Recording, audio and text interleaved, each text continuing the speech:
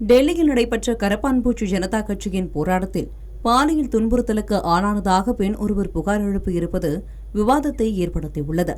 சமூக வலைதளத்தில் டெல்லி போராட்டத்தில் தனக்கு நேர்ந்த மோசமான அனுபவத்தை பெண் ஒருவர் பகிர்ந்துள்ளார்.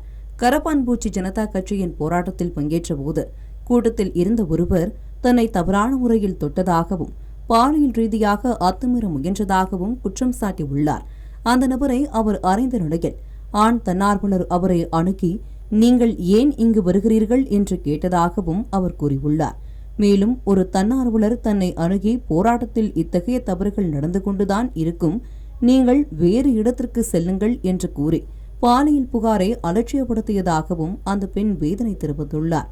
மேலும் அரசியல் தலைவர்களை அவமானப்படுத்த பெண்களின் உடலமைப்பு உடை அல்லது பாலினத்தை சித்தரிக்கும் பதாகைகள் மற்றும் வாசகங்கள் போராட்டத்தில் இடம்பெற்றிருந்ததாகவும் அவர் சுட்டிக்காட்டியுள்ளார்.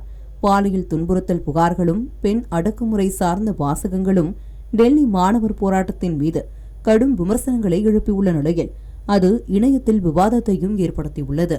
தமிழ் ஜனம் சேனலை சப்ஸ்கிரைப் பண்ணாம பார்த்துட்டு இருந்தீங்கன்னா மறக்காம சப்ஸ்கிரைப் பண்ணிடுங்க.